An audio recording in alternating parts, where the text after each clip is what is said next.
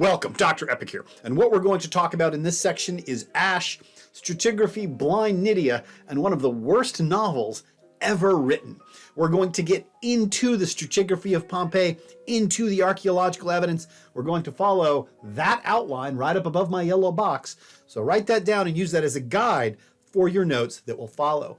And all of this information that we've studied so far, and all of the information we're about to study here, is all in service to that archaeological mystery right there. And that question reads, using the archaeological record and the account of Pliny the Younger, reconstruct the final days of Pompeii. What happened during each stage of the eruption? What evidence supports your reconstruction of events? What happened in the final days inside Pompeii? And specifically, what happened inside the house of Polybius? And to do this, we're going to study the stratigraphy of the tephra at Pompeii and what is attached to each level of this stratigraphy. And you're going to reconstruct what depositional events produced each layer of this stratigraphy inside Pompeii. Now, stratigraphy itself is a term that we've stolen from geologists.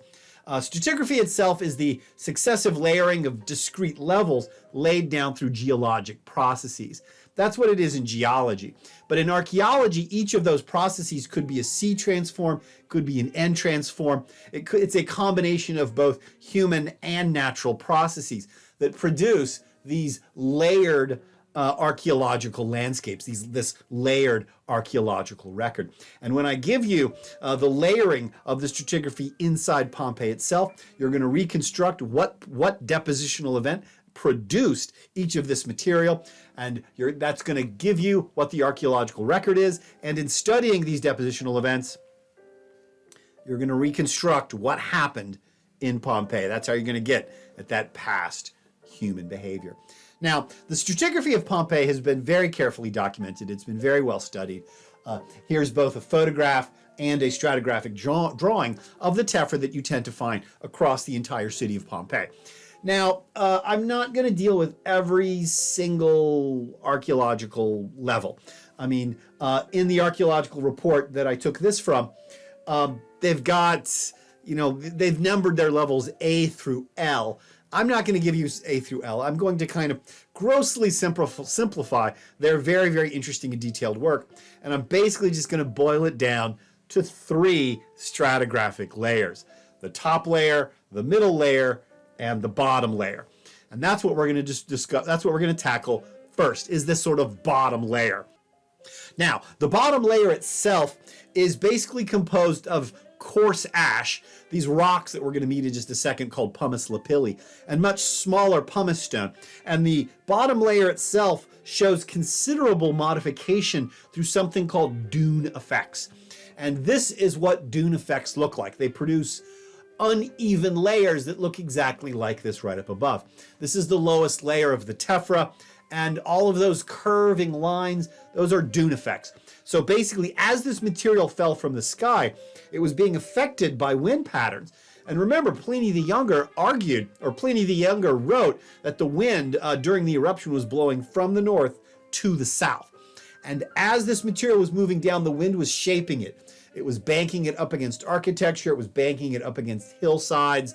It was banking it up against the city walls.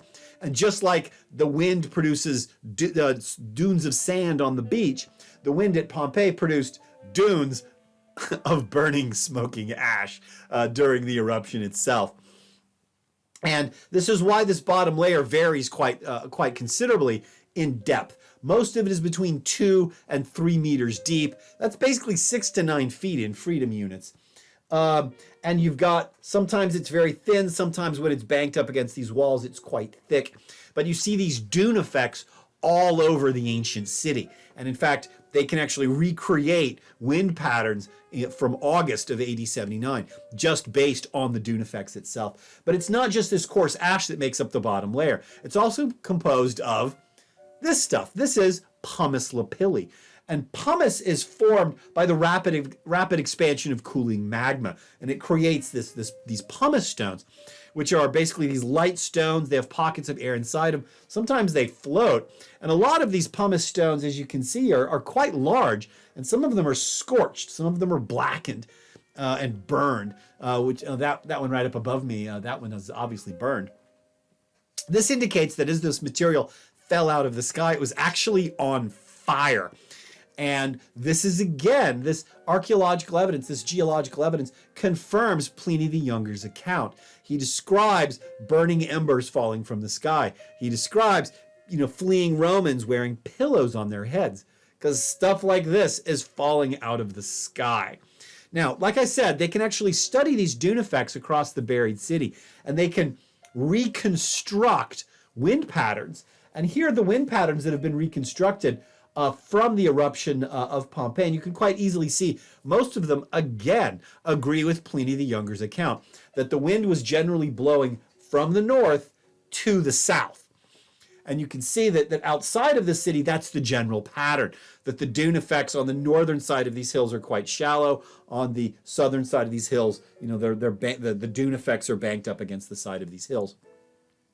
But once the wind got inside the city itself, you can see that the wind began to turn. It began to move at 90-degree angles because the wind is striking these buildings and it's moving, it's turning. And all of this ash is being affected by the wind. All of this falling ash is hitting those strong winds and it's being whipped around. It's moving not just vertically, but it's moving diagonally and sometimes horizontally as well, as all of this material fell out of the sky and created these dune effects on the bottom layer.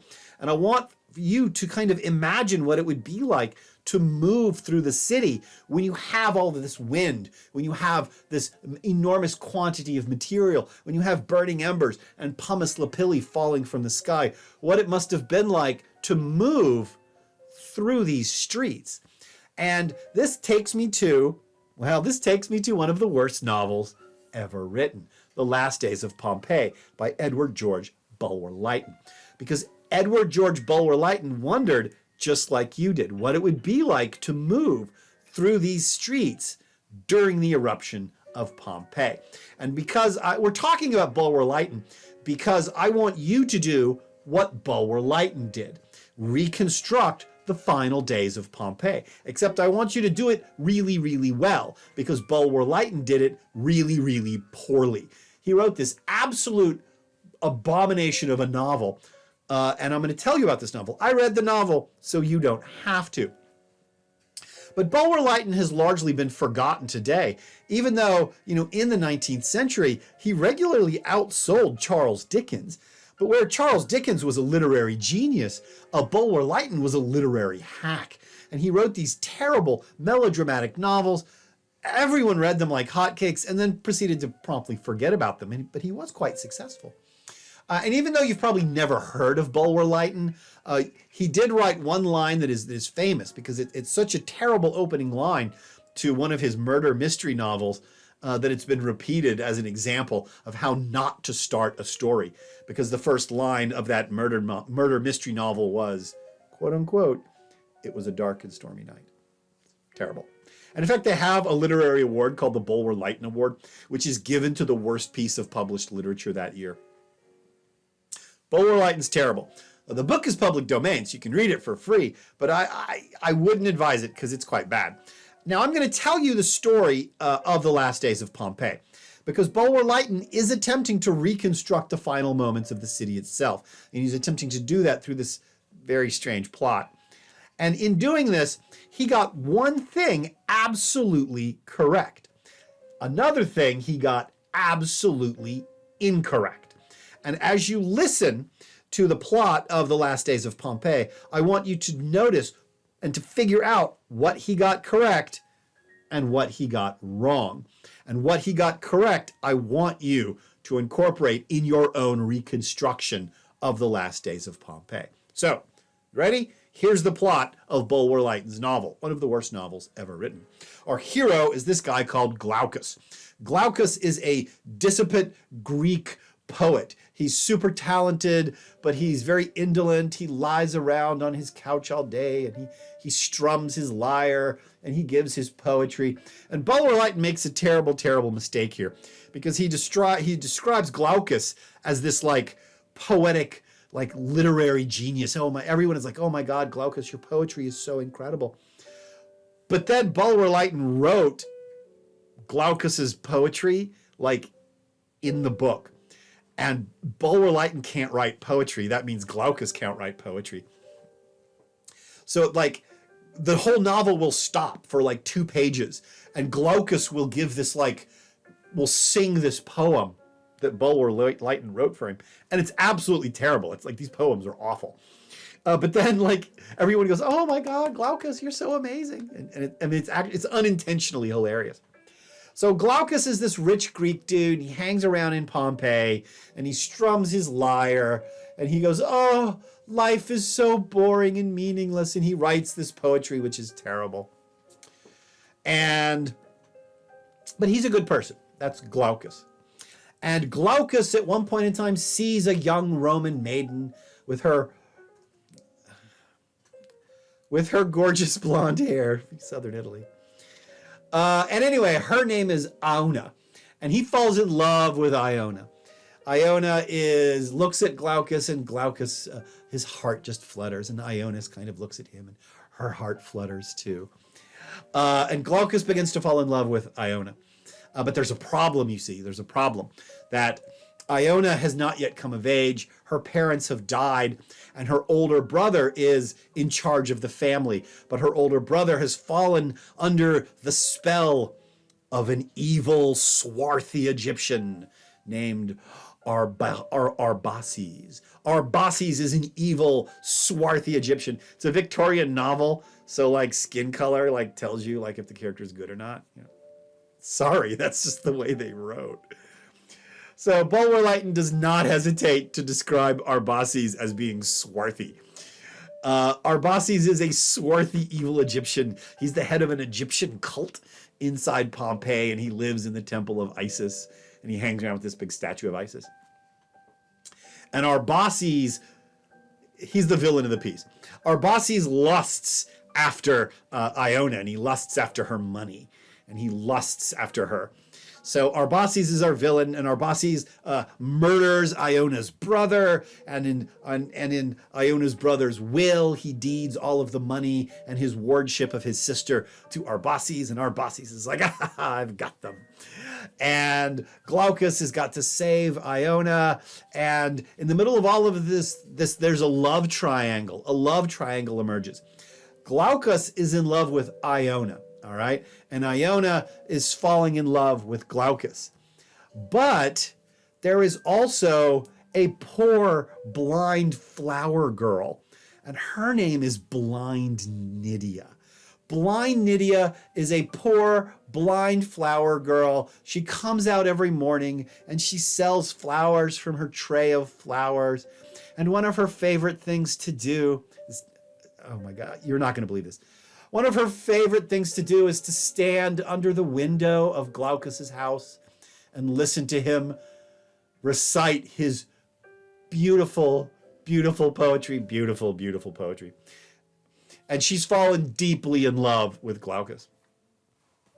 Now, the character of Blind Nydia is kind of dumb because like the Romans didn't have flower girls. They lived in like southern Italy where like gorgeous flowers grow wild.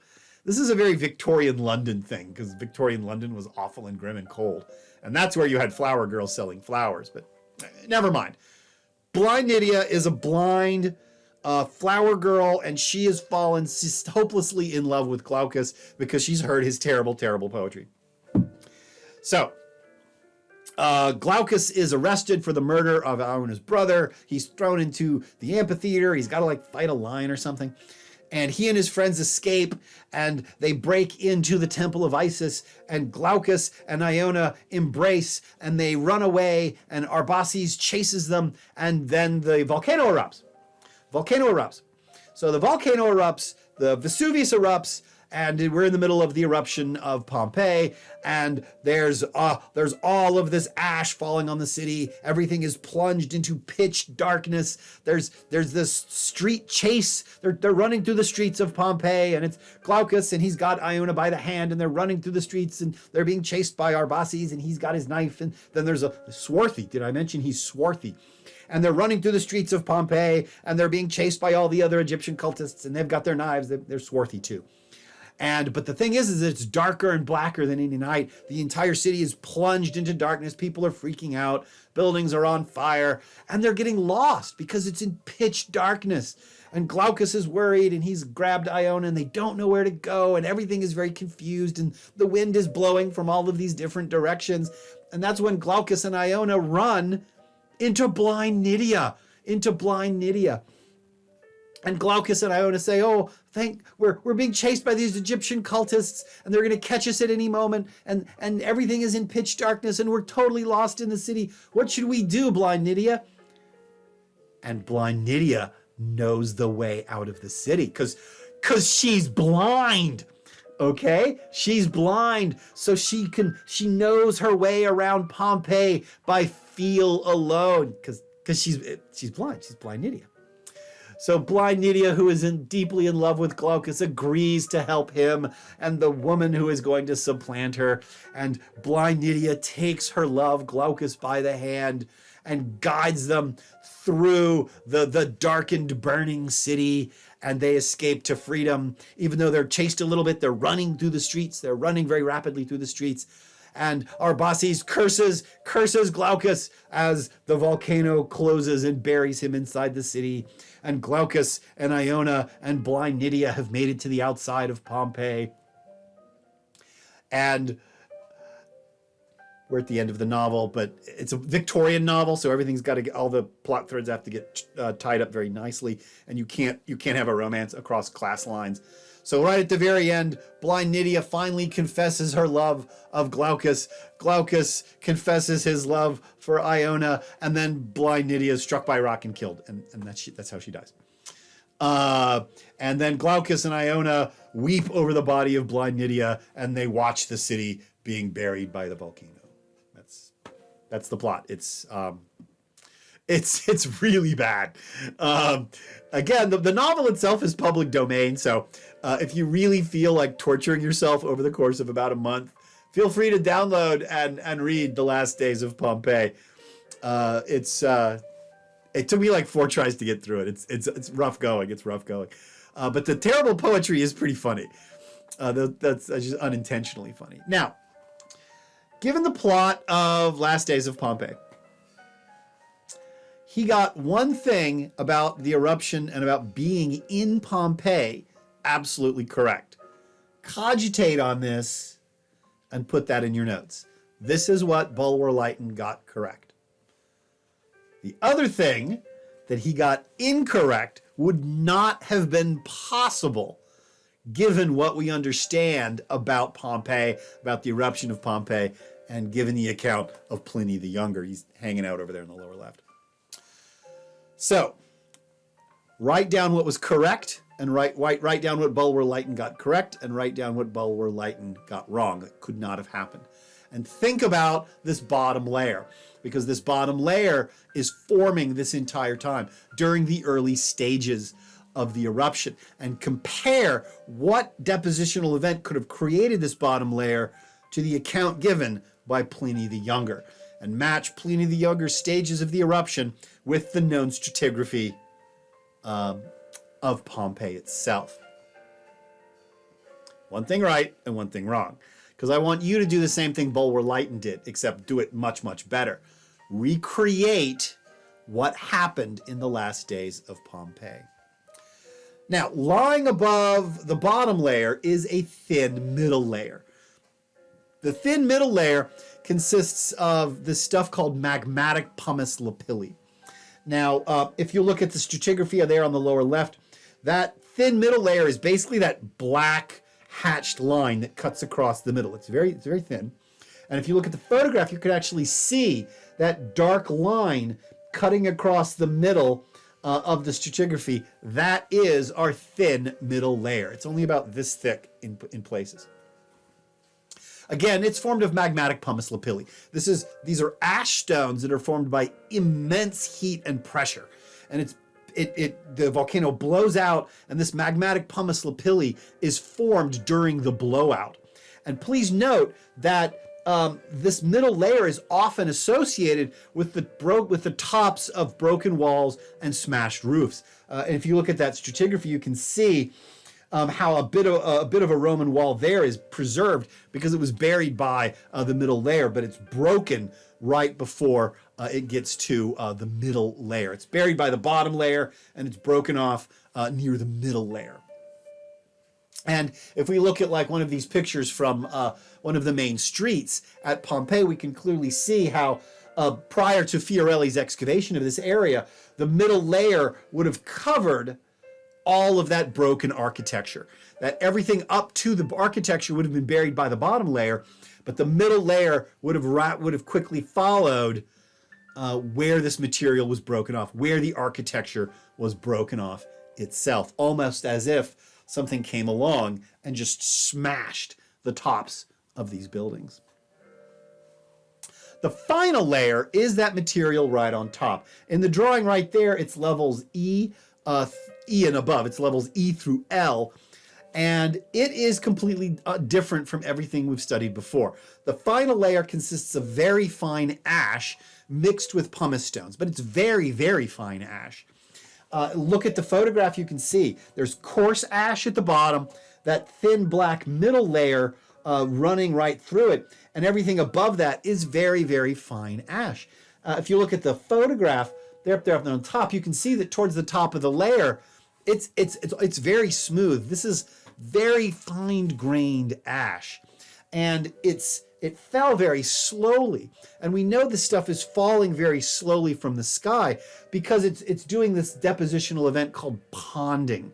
And ponding is when you have an uneven base, but what falls is so slow and so fine that it evens it out. Like the way a pond can cover the uneven ground underneath it. This fine layer very closely covered the uneven dune effects of the first two layers, and it sort of created this nice smooth top to the old thing, to the whole thing.